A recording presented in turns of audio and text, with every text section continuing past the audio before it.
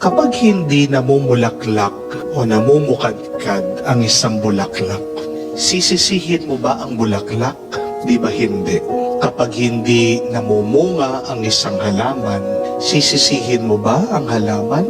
Kasalanan ba ito ng halaman kaya hindi siya namumunga? Di ba hindi?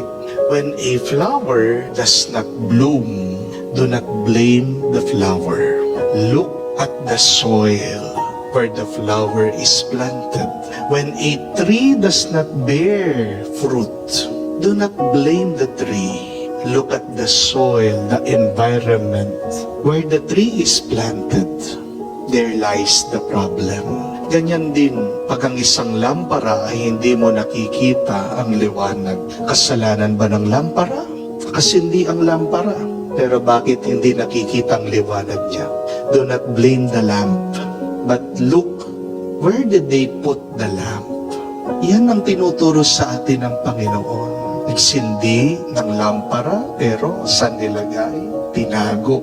Sa ilalim daw ng higaan. Kaya madilim pa rin. Kung gusto mong magliwanag, hanapan mo na magandang lugar.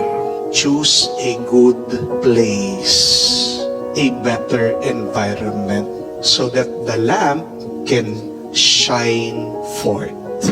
Yan din pong paalaala ko sa inyo. Huwag niyong sisisihin ang tao pag hindi pa siya umaasenso sa buhay niya.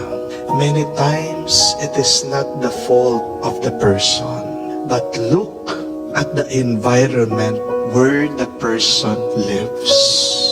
If you want a person to shine, put him in a good environment.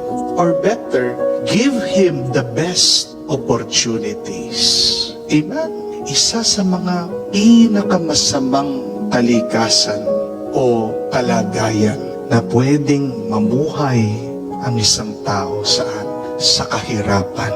Poverty is the worst environment for any person. Remember that. That is why, if you read the Beatitudes, what is Jesus really telling us? If you look at the teaching of Jesus in the Beatitudes, what is the Lord telling us? God hates poverty. Kinasusuklaman ng Diyos ang kahirapan. Ayaw ng Panginoon, naghihirap ang tao. Dahil sabi niya, blessed are the poor, for the kingdom of God is yours. Blessed are you who are hungry, you will be filled.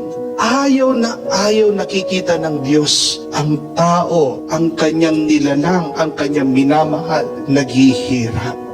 Pero ang ginagawa natin, tayo mga tao, pinapahirapan natin ang bawat isa. Hindi po ba?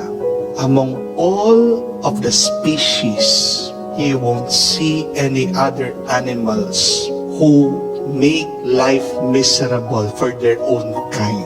Wala po kayong makikitang leon na pinapahirapan niyang kamukha niyang leon. Wala kayong makikitang isda na ginagawa niyang mahirap ang buhay na makamukha niyang isda. Tayo lang mga tao ang gumagawa nun. Natitiis natin na makita yung mga kamukha natin, kapwa natin, na maghirap sila. Pero pag nakikita natin naghihirap sila, we blame them for their poverty. We blame them for their suffering, for their misery. Maaaring they made bad choices, but you cannot judge their choices because you are not there in their position. Hindi ka nandoon dun sa kalagayan nila, dun sa mahirap na kalagayan nila. Bigyan mo na magandang oportunidad ang isang tao, isang magandang environment, magsasucceed yan. Amen? Pero how could you expect a student to learn kung kumakalam yung tiyan? Amen? How could you expect a student to excel in class? Ni papel lang, hindi makabili. Gusto natin maging matalino mga bata. Pinag-o-online class natin sila. Pambili lang ng cellphone, ng load, hindi nila kaya. Di po ba? Poverty is the worst environment for a person. You cannot expect a person to to really succeed. There are exemptions, I know. Pero ilang porsyento po yun, yung mga nagtatagumpay mula sa hirap? 1%. Kakaunting porsyento lang. Pero bakit hindi mo subukan? Bigyan mo na magandang kalagayan ang tao. Mamamangha ka sa kung anong kaya niyang ipakita, anong kaya niyang gawin. Mabibigla ka sa kanyang talino, sa kanyang galing. Give them the best opportunity, you would see a person will shine. But also, look at your company. Dahil si San Pablo, sinabi din po niya yan Bad company corrupts good character. Samahan mo ang 5 matalino, magiging ikaw yung pang-6 na matalino. Amen? Samahan mo yung 5 mangmang, foolish people. You'll become the 6th foolish person in the group. Tingnan niyo po, suriin niyo. It is good to pick your friends wisely. Choose your company wisely. Because not only your character depends on them, your future. Gusto mong makita ang iyong kinabukasan? Tingnan mo yung kabuhayan, kalagayan ng mga kasama mo. Kung yung mga kabarkada mo, puno ng utang yan, yan ang kinabukasan mo. Puno ka ng utang. Di po ba? Pero subukan mong samahan yung mga madiskarte, mga masisipag, mga negosyante. Anong kinabukasan mo? Aangat din ang iyong kabuhayan. You become the 5 people you are with every day. How they talk, how they act, how they think. Your exposure with them changes your character. And that is proven. Meron pong isang sikat na experiment ginawa po ng isang tatay. Ang pangalan po niya ay si Laszlo Polgar. Gusto po niyang ipakita that being a genius is made, not born. Kasi iniisip natin yung mga magagaling, innate yan hereditary. Iniisip natin na pag yung mga ninuno mo matatalino, ikaw din matalino. Ito pong tatay na ito, hindi naman po siya expert sa chess. Pero anong ginawa niya? Meron po siyang 3 mga anak na babae, 3 daughters. At in-expose po niya sa chess. Bumili po siya ng maraming chessboard. Kahit saan kayo pumunta doon sa kanilang bahay, merong chess set. Bumili siya ng maraming libro ng chess. Araw-araw naglalaro sila ng chess.